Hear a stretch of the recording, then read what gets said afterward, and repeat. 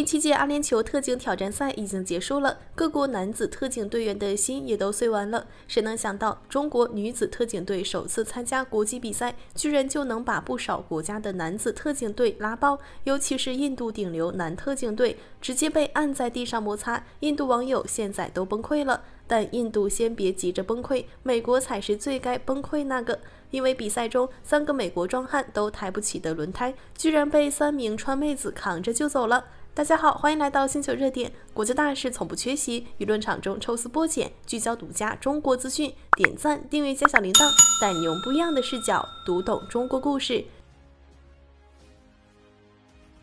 前2天，第7届阿联酋特警挑战赛在迪拜火热开赛，48个国家114支队伍齐聚于此，实打实比拼了一把实战能力与综合素养，说是特警界的国际盛会，一点不为过。中国这次派了6支队伍参赛，其中2支女子特警队最让人意外。谁能想到，这群第一次站上国际赛场的姑娘，一上场就火力全开，一路碾压，把好几个国家的男队按在地上摩擦。比如比赛首日的火力突击项目，中国女子特警队以1分53秒0罚10稳稳完赛，排名直接力压80%的男队。小编之前做过一期影片，感兴趣的朋友可以去看一下，这里小编就不再过多介绍。不过值得一提的是，后来有网友剪了中国女队和印度黑猫特种部队男队的实时对比画面，差距大到让人忍俊不禁。就说射击环节，中国女特警沉着得很，握枪、瞄准、射击一气呵成，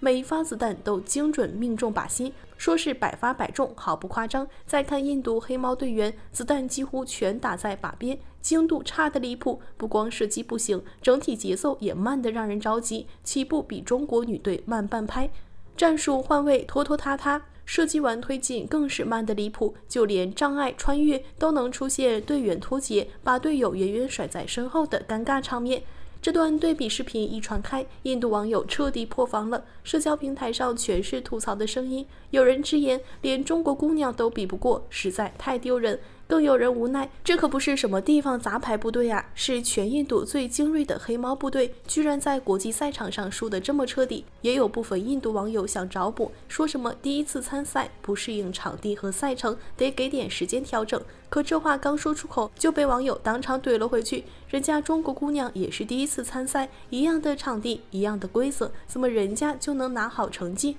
说起来，这已经不是印度黑猫部队第一次在世界面前丢人现眼了。2008年11月26日，孟买一家酒店遭遇恐怖袭击，凶徒挟持着游客和员工做人质，局势急得不行。作为国家级精锐，黑猫部队受命去解救。可离谱的是，一件接一件来，200多名队员集结完毕，才发现他们居然没有专属运输飞机，只能等着上级从外地调印度空军的飞机来接。好不容易赶到孟买，更坏的消息还在后面。他们突然发现没有专车送队员去事发酒店，只能征用当地的公交车。公交车的速度不用想也知道，慢得跟龟速一样。恐怖袭击晚上9点半就开始了，黑猫部队12点半才接到解救命令。等他们抵达事发现场，你猜是什么时候？第2天早上9点，整整延误了近10个小时。估计连凶徒都没想到，印度精锐居然来得这么慢，也算给足了他们准备时间。更荒唐的还在后头，印度好几家电视台全程24小时直播解救过程，凶徒一边看着电视，一边实时调整布防、换位置、熟悉楼梯路线，就连黑猫队员从哪一层突入都了解得一清二楚。这一下，整个解救行动被硬生生拖了快60个小时，最后166名平民不幸丧生。不得不说，印度黑猫部队堪称3位一体拉垮，他们是真的实至名归。而就在全世界网友都在调侃印度黑猫部队的时候，美国网友笑着笑着就沉默了。倒不是他们同情印度，而是他们发现自家的特警队员在比赛中闹出的笑话一点也不比印度少。笑话的源头是团队扛轮胎项目，这个项目要求队员在规定路线里一起把120公斤的重型轮胎平稳搬稳，考验的不只是力气，更要看配合、节奏和爆发力。赛前不少人都觉得这个纯力量项目肯定是男队的天下，毕竟多数国家派来的都是身材高大、体力健壮的男队员，光看外表就占足了优势。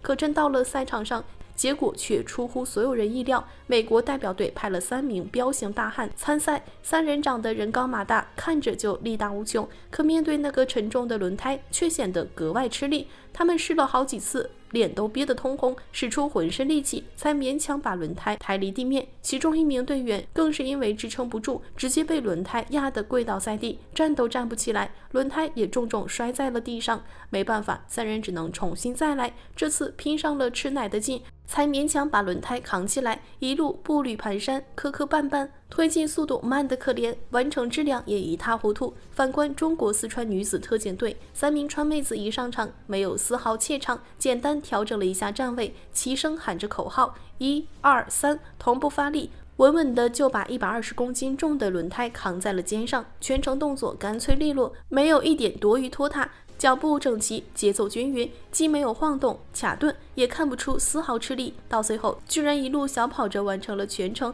一气呵成，现场观众看得连连鼓掌，连裁判都忍不住点头。另一支中国女子特警队则是4名队员配合，表现也一样亮眼，他们分工明确，配合的严丝合缝，扛起轮胎就快速推进，动作干净利落，整体效率比同场竞技的不少男队都高，就连现场裁判都对中国女队的表现赞不绝口。你说就这对比，美国网友有什么脸面去笑话印度呢？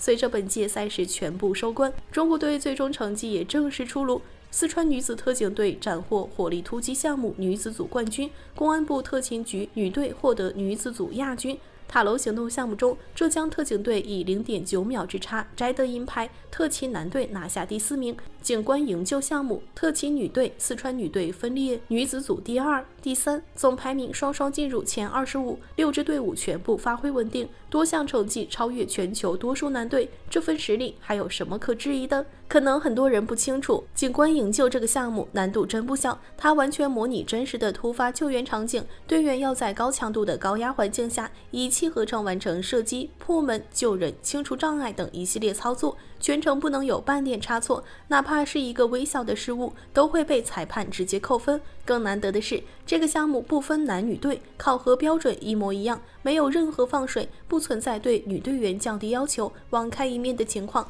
在这样近乎苛刻的标准下，中国女特警能交出这样的答卷，足以证明他们的硬实力，也彻底打碎了女子不如男的陈旧偏见。说到底，特警赛场拼的从来不是性别，不是身材高大与否，而是实打实的实力、咬牙坚持的毅力，还有刻在骨子里的专业素养。女孩子只要肯下苦功，够专业，一样能在特警这个充满力量感的领域闯出属于自己的一片天。而且从最新战况来看，这群姑娘的状态一直很稳，丝毫没有因为之前的好成绩就沾沾自喜、放松警惕，反而比之前更沉着、更认真。每天比赛结束后，利用仅有的休息时间，一遍遍复盘当天的表现，一点点查找自己的不足，调整战术细节和身体状态，只为在接下来的比赛中能发挥得更好，能为祖国多争一份荣誉。这份清醒和韧劲，比成绩本身更让人敬佩。网上也有越来越多的网友在持续关注着他们的动态，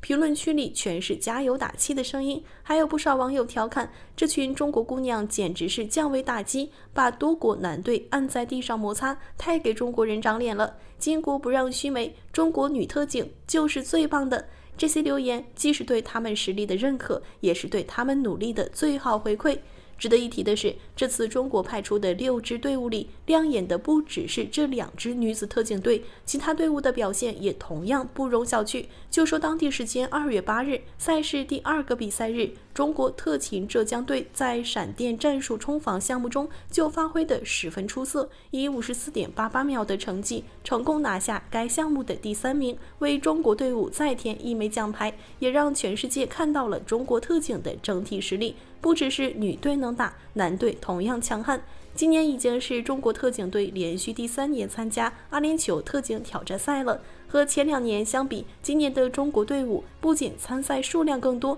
整体实力也更上一层楼，这份进步有目共睹。好了，今天的内容到这里就结束了。如果你喜欢小编的影片，还请大家多多点赞转发，让更多的人一起见证中国进步。关注我的频道，这样既能回顾往期视频，又不会错过之后的精彩内容。那我们下期节目不见不散。